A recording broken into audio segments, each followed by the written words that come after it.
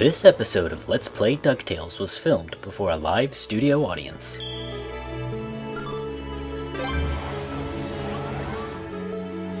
Get Launchpad on the horn. I'm headed to the Amazon jungle to find the scepter of the Incan king. I was trying to think of filler commentary to put in this part, but it's too short to say anything meaningful, so instead you get this disclaimer.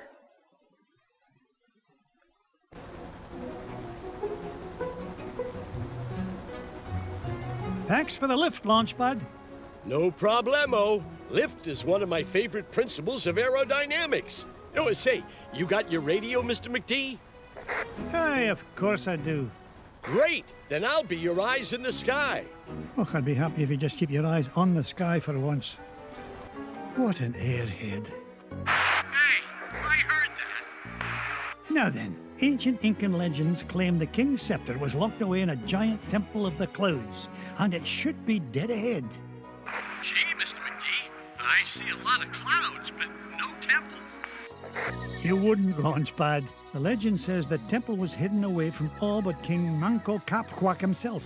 But there's bound to be a way to reveal it buried somewhere in this overgrown salad bowl, and I'm not leaving till I find it.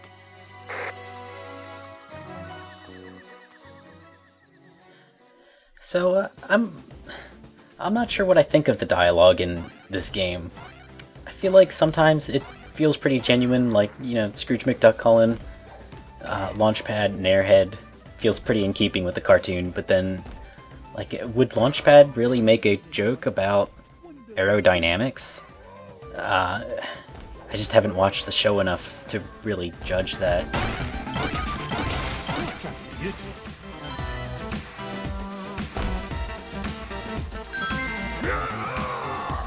Launchpad.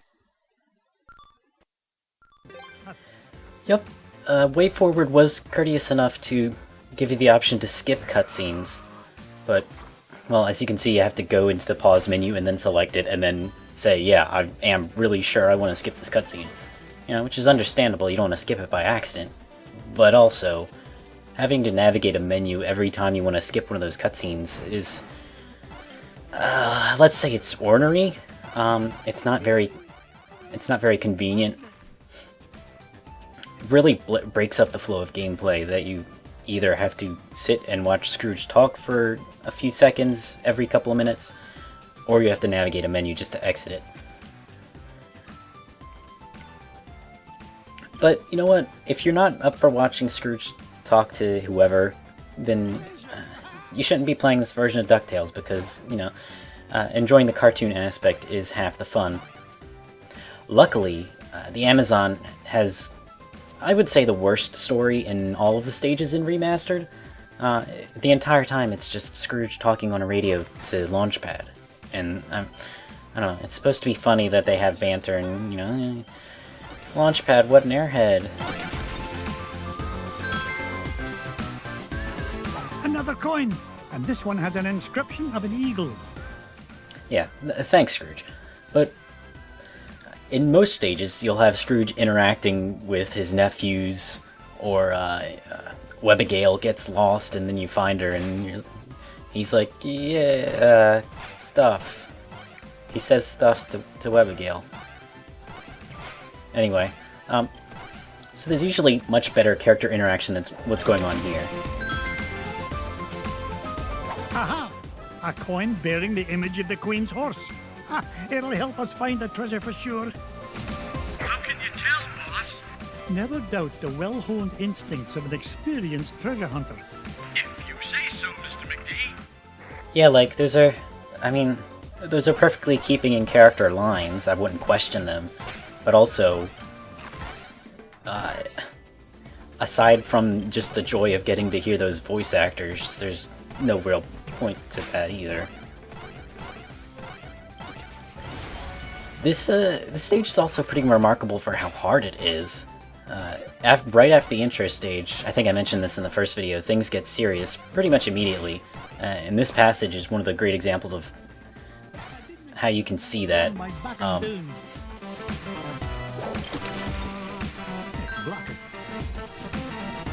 A coin showing the sun. Kids, I nearly tripped over it. This place is a mess. Where's Mrs. Beakley when you need her? Oh, Scrooge. Anyway, so in this underground passage, there's plenty of places where you can't bounce up too high or else you hit the spikes on the ceiling. And Scrooge will give you control over the height of his pogo jump. You just release the B button and he instantly plummets down. So it's fun once you get the hang of it, but also it requires finesse. Look at this. An ancient coin with the image of a scythe. It must represent a good harvest. This is Launchpad, calling Mr. McD. What is it, Launchpad? I'm running a little low on fuel up here. Well, where are the extra fuel canisters? Well, that's why I'm calling you, boss. I checked the glove compartment, but all I found was gloves. Oh, you'd best find those fuel canisters, for the next thing you'll be flying is a model airplane. Okay. Last time I asked you for help. Is that a promise? Alright, that line was kind of funny just because of how big a freaking jerk Scrooge is. And also, you can see here that the gorillas and bees are constantly spawning in. So even if you stand perfectly still and clear out a screen of enemies, you're still not safe because you'll constantly get respawning enemies jumping right on top of you. It's also worth noting that so the passage I took below was kind of required in the NES version. Found another one, and it depicts the ruling might of a spear. This is Launchpad, Mr. McD. Come in, Mr. Launchpad, what was that? Nothing, boss. I'm sure nobody was using that tree anyway. Except maybe them. And also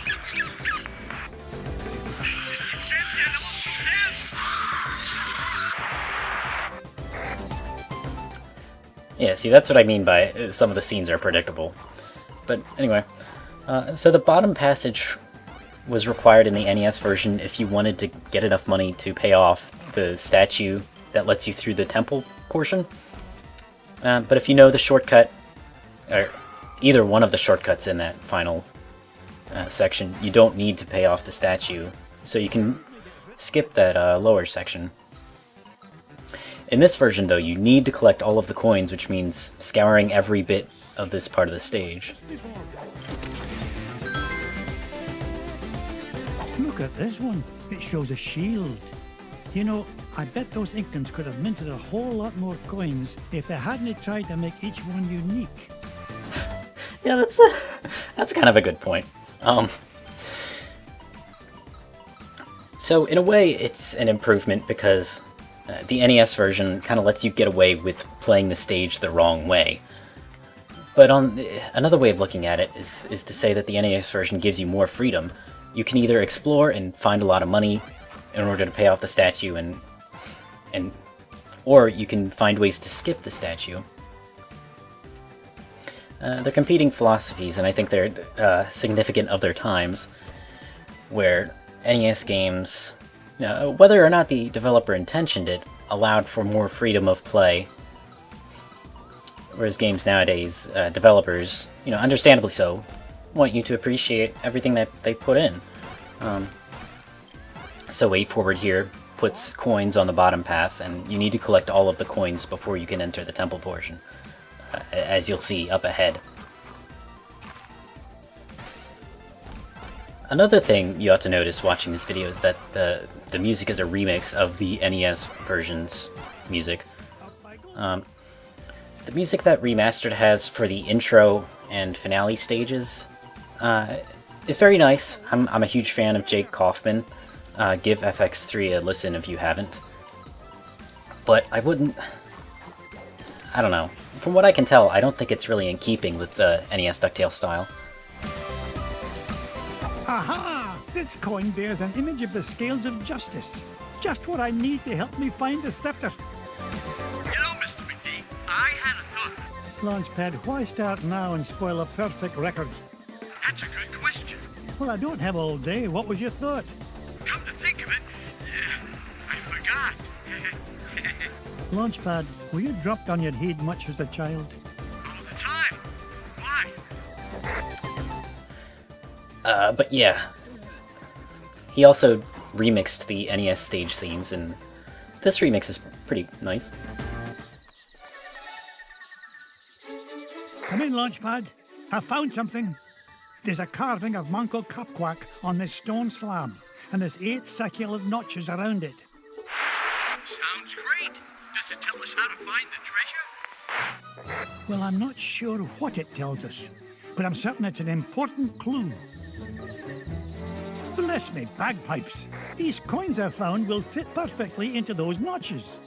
Oh, you must have come across an ancient Incan poker table, Mr. McD. How about I come down there and you deal me in for a hand? You come down here and I'll deal you a blow to the head. You're supposed to be keeping an eye out for trouble, remember? All right, trouble spotting it is. Launchpad, what if the images on these coins symbolize the various tribes of Manco Capquack's empire?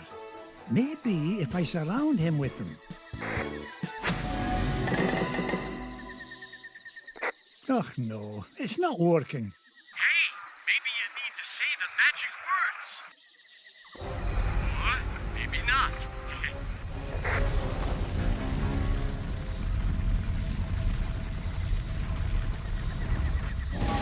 Will you look at that? The ancient city of Manco Capquack. And that beam of light, it must be pointing to the Temple of the Clouds. But how am I going to get across? Up here, Mr. McD. Yeah, I don't think I need to point out how pointless Launchpad looking out for trouble is. It has absolutely no bearing on the plot. It's a regular Chekhov's ungun.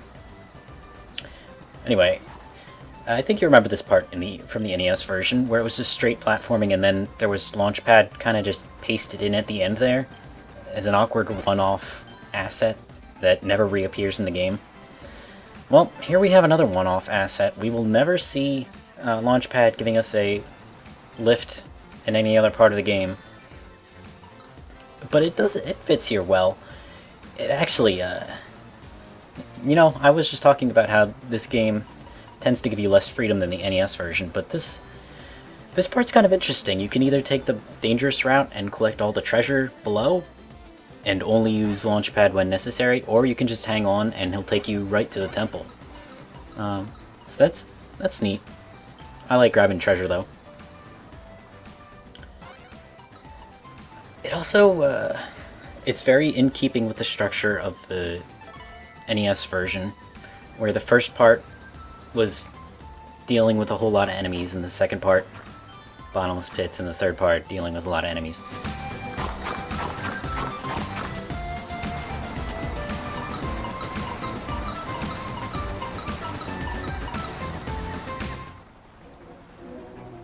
Whoa! I did it! I found the legendary temple of Manco Capquack. With a little help from your old pal, Launchpad McQuack. Oh, of course, Launchpad. I couldn't have done it without you. Now just hold on, and with a little luck, that scepter will be mine in no time.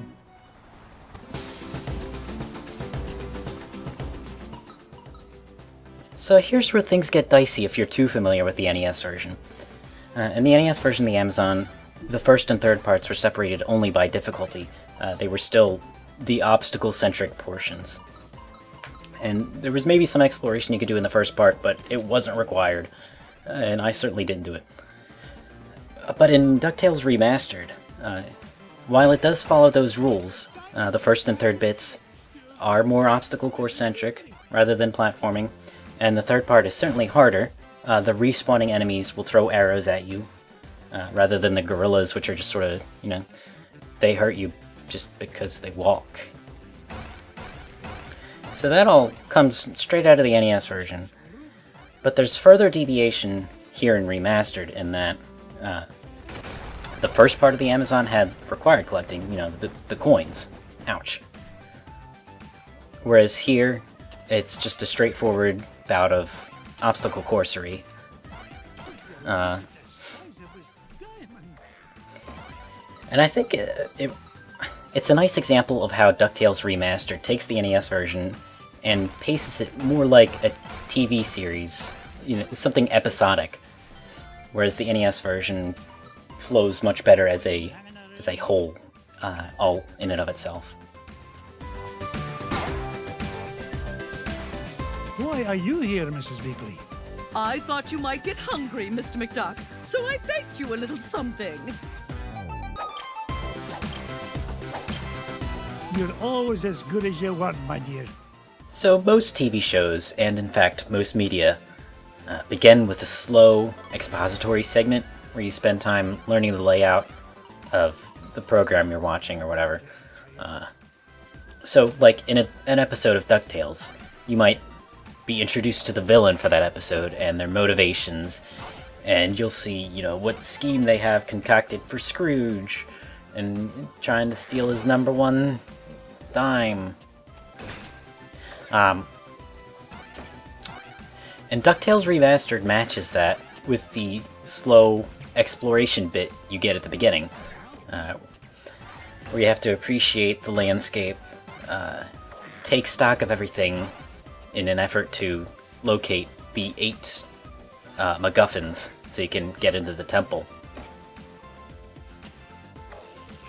And then as the episode or whatever moves on, as you're more familiar with the characters, you can get deeper ingrained in the plot.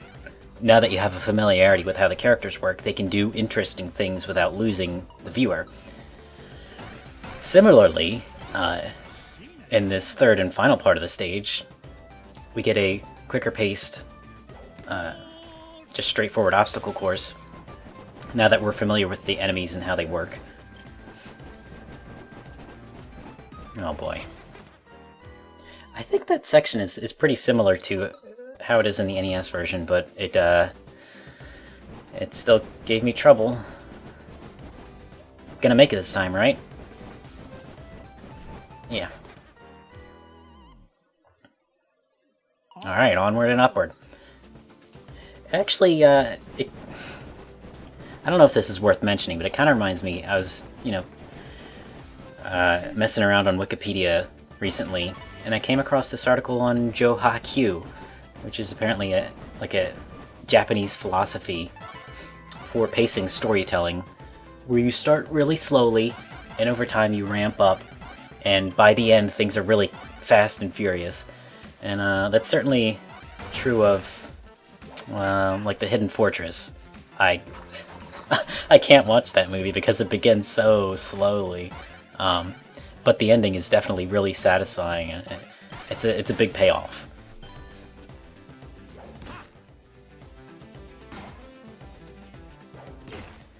Reflecting on it, another theme running through this stage is or I don't know if this would be a theme or a motif. I'd have to sit down and think about it. But it's very important that you keep moving throughout the stage. Both the NES and the remastered versions. Because in the opening bit you have the gorillas, and here you have those spear-throwing, culturally sensitive guys. And there's also the bits where there's a crumbling bridge or something, or a rock following you, which really kind of seal the deal on having to constantly move forward.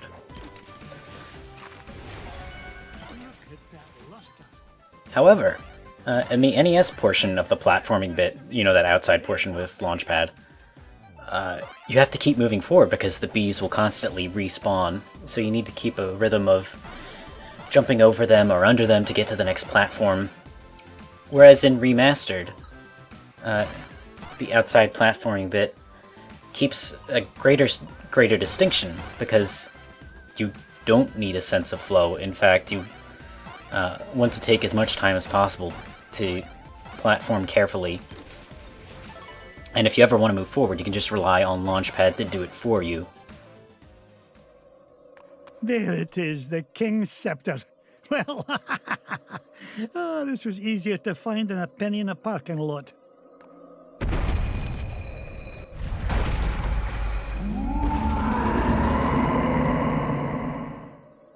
Catch me kilts! What was that? So, bosses in Remastered are... Way Forward really went for show-stopping bosses. Which makes sense, because if stages are going to be, 20 minutes long, it makes sense that they have a bigger finale. That said, I can't say I'm a big fan of how they went about it. If you're familiar with Brutal Mario, this kind of reminds me of the later Carol bosses, where they just... Bosses are invincible for huge portions of the fight, and you can only attack them when they deign to let you attack them. And generally attacking them is pretty simple, too. Like, this part is not hard. The hard part is having to dodge all the crushing and stuff. That said, it does keep you moving, so it's not exactly a boring fight. But in general, and I don't think I'm alone on this, I like bosses where it's a more equal back and forth, where I have just as much opportunity to work on him as he does on me. Certainly, Scrooge has many more opportunities to mess up than this boss does.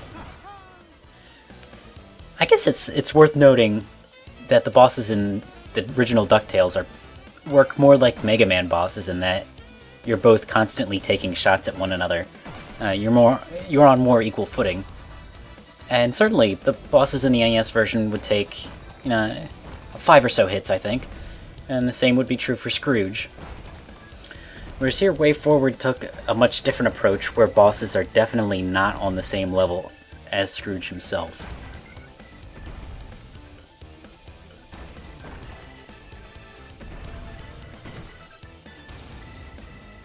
There's just not that much to say about this boss.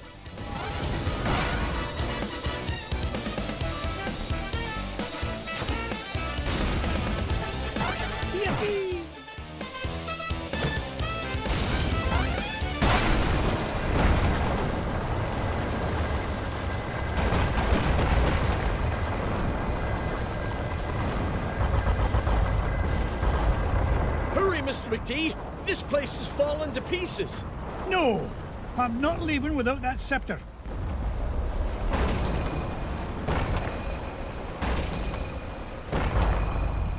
Get us out of here, Launchpad!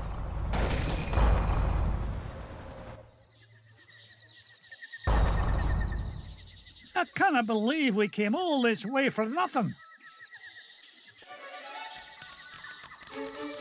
What's the meaning of this? Outsider, our prophecies have long foretold that our ancient city would one day be returned to us. For hundreds of years we have waited, and at last that day has come. You mean you're not mad at me? Mad? Quite the contrary, feathered one. Is there anything we can do to repay you? Well, now that you mention it, I did come here looking for an ancient scepter. I didn't suppose... Does it look like this? It fell from the temple. All that climbing for nothing, eh, Mr. McD? Bless me bagpipes, the scepter of the Incan king! It is yours. Take it and go in peace. After all, it was just the old king's back scratcher.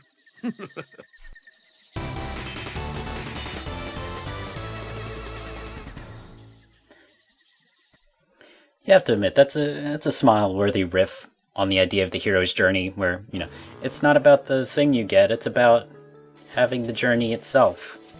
Except, like we thought the King's Back Scratcher was lost, and then it just kind of shows up at the end.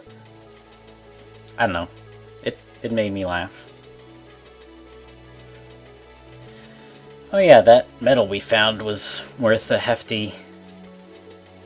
$1 million. In the easy and normal modes, that will be a health extension, and that is not at all in the NES version. The Amazon stage doesn't have a secret treasure, I don't think.